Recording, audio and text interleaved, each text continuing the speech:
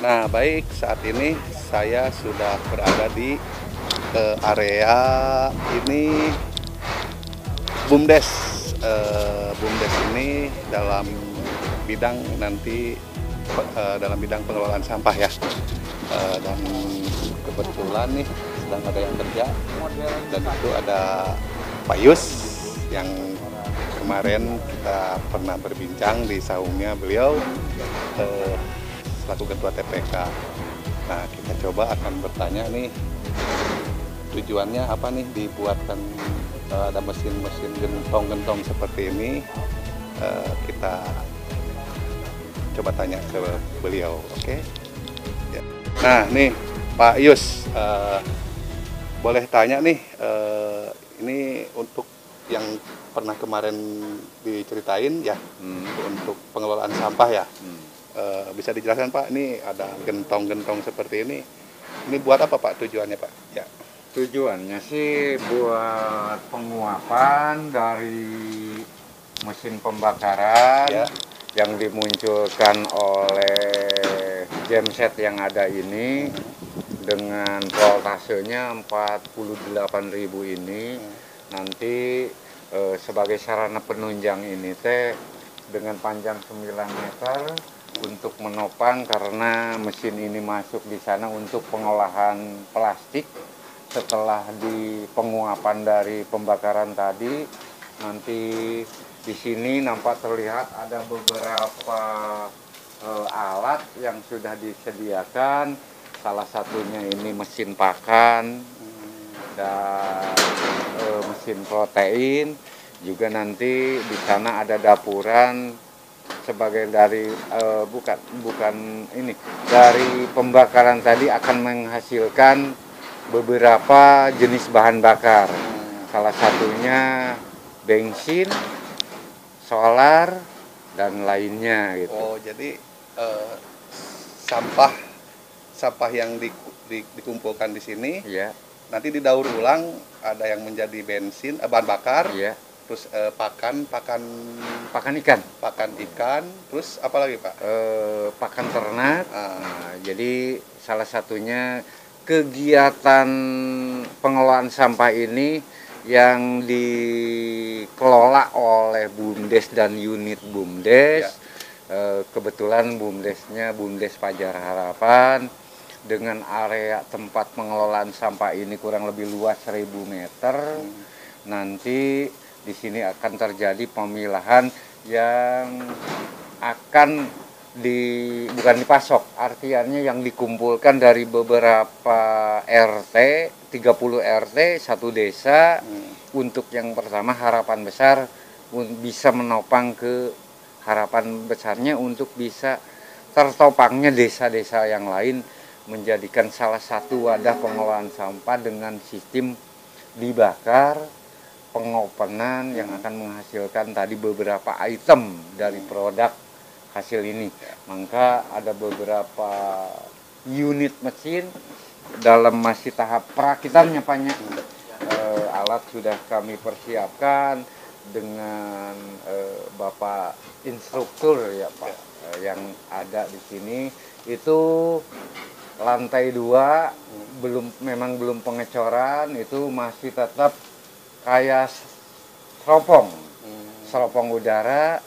Tapi insya Allah nanti di atas itu akan ketemu air, jadi tidak ada asap, Tidak ada menggumpal asap, hitam. lebih ramah lingkungan ya Pak ya. Ramah lingkungan. Terus jenis sampah nih, jadi jenis sampahnya yang bisa dikelola, didaur ulang, yang untuk menjadikan kayak tadi bahan bakar atau pakan ternak, itu jenis sampahnya apakah semua sampah atau memang ada sampah-sampah tertentu saja yang nantinya dikumpulkan di sini gitu Pak? Kalau jenis sampah, pertama sampah itu terkadang datangnya dari warga itu variatif ya. Salah satunya mungkin kayu bakar sebagai pada akhirnya akan bermanfaat untuk pembakaran. Yang kedua, si kayu tadi tetap di sini akan ada satu langkah untuk memunculkan nilai ekonomisnya Maka di atas nanti kurang lebih volume 2 kubik ya Pak, di atas teh pembuatan arang ya. Pembuatan arang yang dipanaskan penguapannya dari hasil pembakaran yang di bawah. Terus masalah untuk pakan ikan, pakan itik dan pakan ayam tadi, nanti setelah ada kegiatan ibu-ibu ataupun yang mengelola, yang disiapkan di sini untuk mengelola tadi di pengelolaan sampah ini, maka akan terjadi pemilahan antara kualitas plastik yang lebih baik, baik itu botol aqua, plastik PE dan plastik yang biasa yang hitam, karena yang lebih maksimalnya udah jelas plastik PE itu yang akan lebih banyak menghasilkan cairan-cairan bahan bakar tadi. Masalah pakan tadi akan muncul setelah pemilahan, karena kita pun tetap harus membina di lapangannya supaya lebih agak lumayan baik gitu.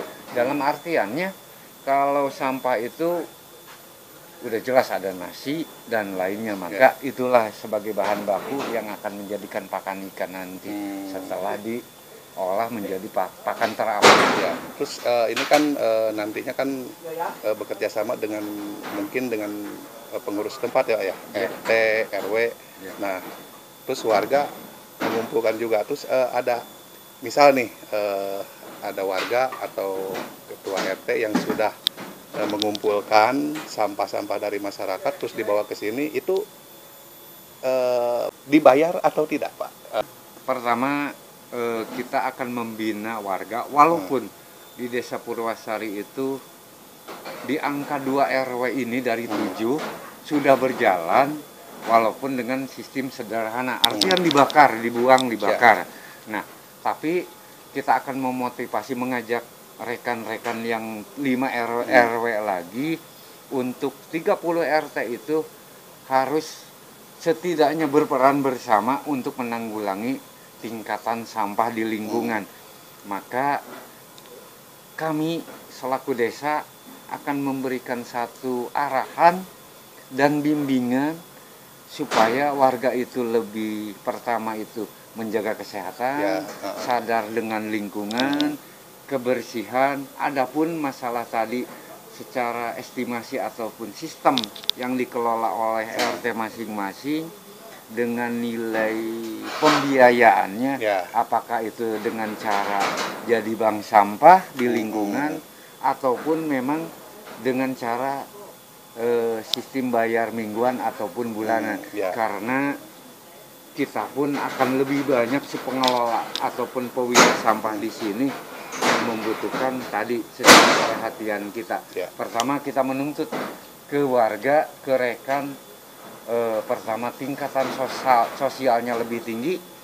Juga di situ pun ada satu harapan bahwa menyampaikan saya bahwa kepala desa dengan harapan besar ini maksimal bahwa bisa memunculkan yang sudah kita dengar bersama, bahwa akan memunculkan sarjana-sarjana tadi.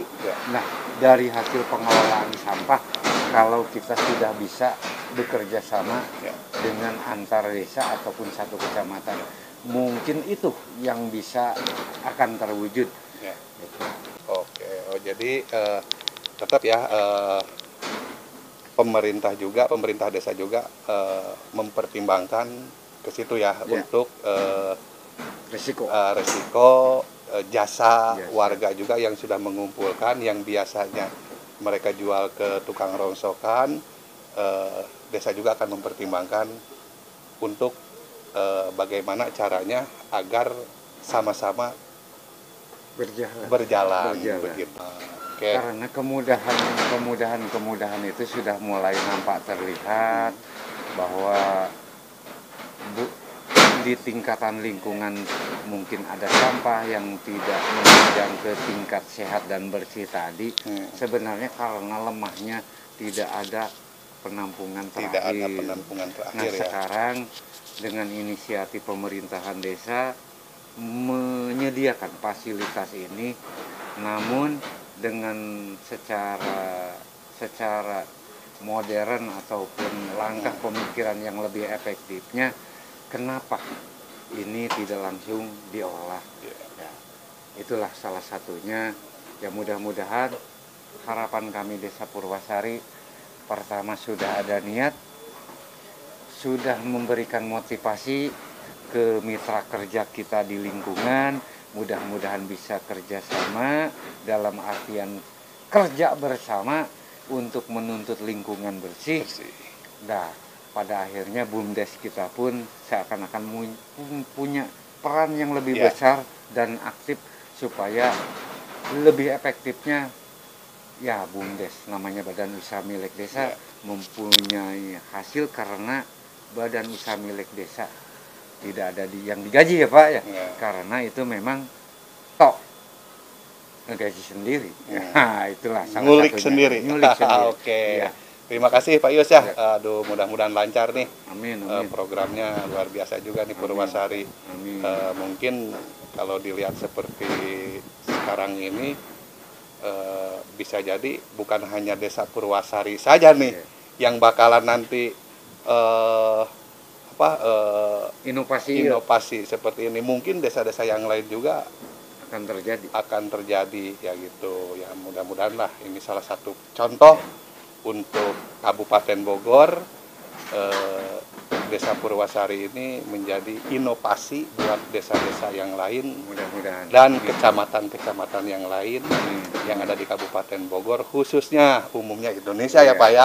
Sip, oke, terima kasih Pak Yus. Aduh, semoga lancar ini, luar biasa Pak Yus. Di sana di sini ada ini.